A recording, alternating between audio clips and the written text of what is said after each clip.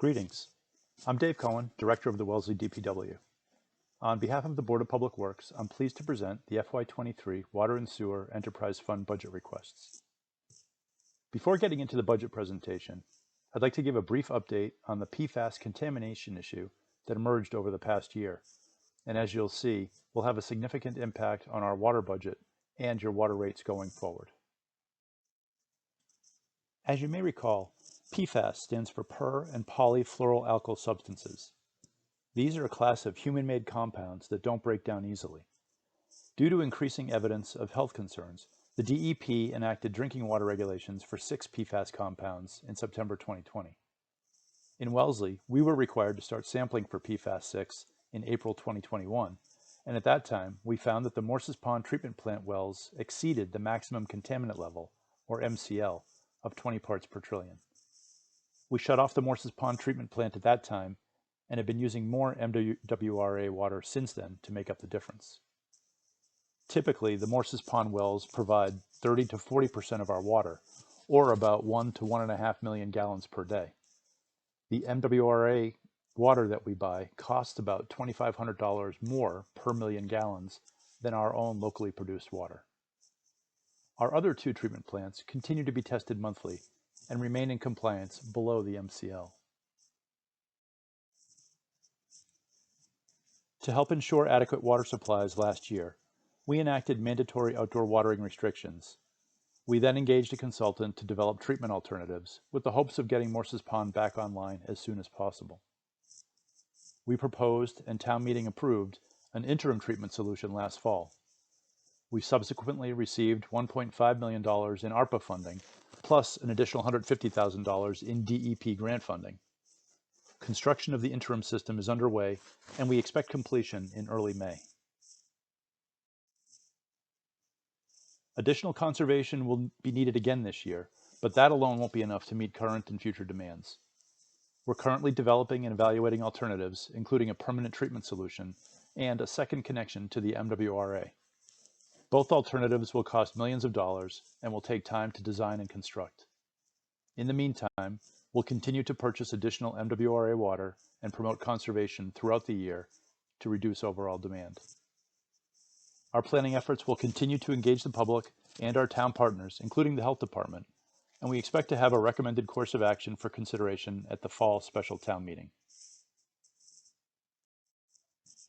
Now let's turn to the budget request in Article 13.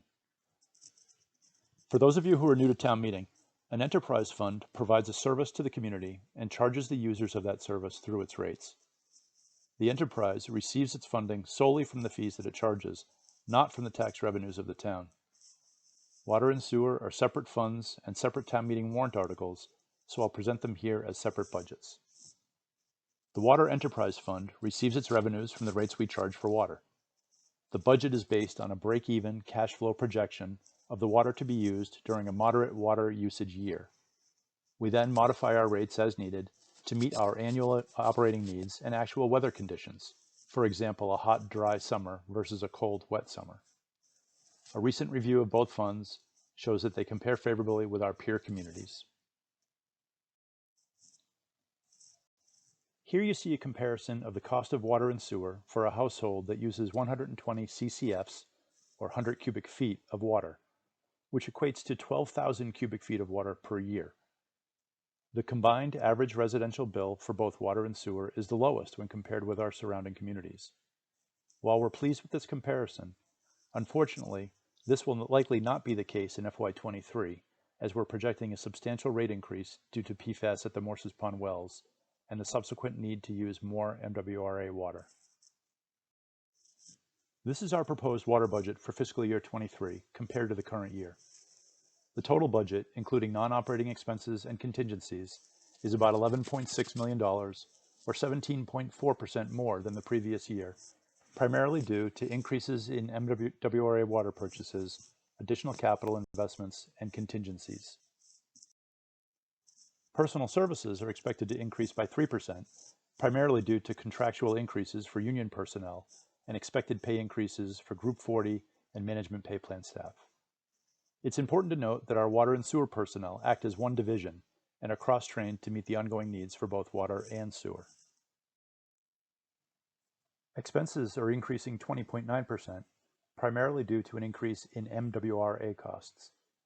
The MWRA expense is up by just over $1 million because of increased water purchases in calendar year 2021 due to elevated levels of Pfas found at the Morses Pond wells. A combination of all other expenses are down about 5%. Capital outlay is up by $465,000 or 43%, primarily due to additional planned distribution system improvements and an MWRA connection feasibility study. Otherwise, the capital plan includes planned upgrades to the treatment and distribution systems, as well as vehicle replacements. Near the bottom of the slide, you'll note that we've increased emergency reserve funding of just over $500,000 to restore contingencies to 3% after a one-time decrease in FY22 due to a higher than anticipated MWRA assessment. On the bottom line then, you'll see that we are seeking your authorization to spend up to $11,586,265 in our operating and capital budgets for this coming fiscal year, which is 17.4% more than last year's request. For many years, we followed a deliberate plan to upgrade our water distribution system, which in many places is more than 100 years old.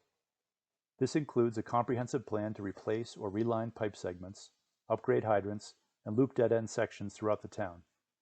In FY23, we'll continue to focus our attention on revitalizing sections of our water distribution system. In addition, we're engaged in a project to redevelop, rehabilitate, and improve our existing water wells that supply much of our water needs. This phase of our capital program will help us reach the maximum supply levels allowed for our wells and keep our MWRA water purchases to a minimum. On a parallel track, we'll be exploring a secondary connection to the MWRA water supply to provide an alternative source of supply in the event that the Pfas contamination issue isn't addressed sufficiently through additional treatment. That's a decision that the board and the town will consider at a future town meeting once a recommended course of action is determined. Here's more detail on our proposed capital plan. We're requesting $500,000 for the water supply improvements and $750,000 to improve our water distribution system. The balance of requested funds are typically used for installing hydrants, incidental water meter replacements, vehicle replacement, and building maintenance. Although we haven't needed a water rate increase over the past 10 years, based on this budget, we expect up to a 50% water rate increase in FY23. The primary drivers of this increase are shown on this slide. It may be helpful to keep in mind that every $45,000 of cost is equivalent to about a 1% impact on rates. The primary drivers of the rate increase are $1 million to pay for additional MWRA water purchased last year, $700,000 to account for reduced revenue due to lower water usage, $465,000 for additional capital investments, and about $115,000 for other operating cost increases. We're in the process of developing recommended rate structure changes to find a balance between meeting our program needs, encouraging conservation, and fairly charging our customers. The Board of Public Works will be reviewing rates next month before a final rate structure is adopted for FY23. This slide shows the potential impact of a 50% rate increase for the average residential user. Assuming no increase for our neighboring communities, we would then be the second lowest despite the large increase. I'd like to take just a minute to give an update on a couple of important programs. First, the town-wide meter replacement project that was funded at the 2018 annual town meeting. This project was slowed somewhat due to COVID-19, but we're now about 95% done and looking forward to substantial completion in the coming months. We're now getting ready to launch a customer portal that will allow you to log in to see your water usage trends and set up alerts for unusual water usage patterns, which can help more quickly identify leaks. And finally, regarding conservation, we expect again to need mandatory outdoor watering restrictions this summer to ensure that we can provide adequate water for all of our customers and also to maintain adequate system pressure for general use and firefighting needs. We've partnered with the EPA WaterSense program and will continue to promote a wide variety of conservation promotion and information, all available on our website for your reference. The new customer portal that I just mentioned will be a great tool to help you identify leaks, which will save water and save you money. The portal will also have additional conservation tips and information. In summary then, we ask for your favorable action on Article 13 with a total water fund spending authorization of $11,586,265. And now let's discuss sewer. As I mentioned, the Sewer Enterprise Fund receives its revenues from the rates it charges for sewer service. Sewage quantities are linked to the amount of water that flows through a customer's inside water meter. Sewer charges are not applied to outdoor water usage. Sewer budgets, particularly the revenues, are projected on the basis of a moderate water usage year, and the need for sewer rate increases are reviewed annually by the Board of Public Works. This is our proposed sewer fund budget for fiscal year 23 compared to this year. Note that the personal services costs for sewer are projected to increase by 3.5%. Again, this is due to contractual wage increases and also estimates for Group 40 and management pay plan personnel. As I mentioned previously, our water and sewer staff act as one division and are cross-trained to meet the ongoing needs for both water and sewer. Total uses of funds for the year shown on the bottom line are expected to go up about $134,495, an increase of 1.3% over last year. The key drivers of the change are a $306,000 increase in MWRA charges and a $210,000 decrease in capital outlay because prior year funds were available due to COVID-related delays. We expect to recoup 75% of our infrastructure work through the MWRA loan grant program that we'll discuss further under Article 22. We're seeking your authorization then to spend $10,334,808 for the sewer program in the next fiscal year. Taking a minute to focus on the sewer capital investment, this includes funding for two major capital initiatives to reduce the infiltration and inflow of water into the sewer system and to repair our ejector and pump stations. The holy grail of sewer system maintenance is to reduce water infiltration into our system. Our 135-mile sewer collection system has many places for groundwater to infiltrate into the lines. To the extent that it does, we pay a sewer charge to the MWRA for this additional volume. So each year we video inspect and then repair 5 to 10 miles of our unpressured line to reduce this infiltration. We're also in the process of rehabilitating and replacing 17 sewer ejectors and 2 pump stations at the rate of about 1 every other year. They tend to last about 40 years, and we're replacing them under a multi-year defined maintenance plan. Here then is our capital budget request. The majority of the sewer capital is typically used for maintenance and repairs to sewer mains. In fiscal year 23, we'll be continuing work on sewer rehab projects. The balance of the funding includes $50,000 for design of the Fisher Avenue Sewer Ejector Station, with construction expected to take place in fiscal year 24. The total capital program request is $930,000.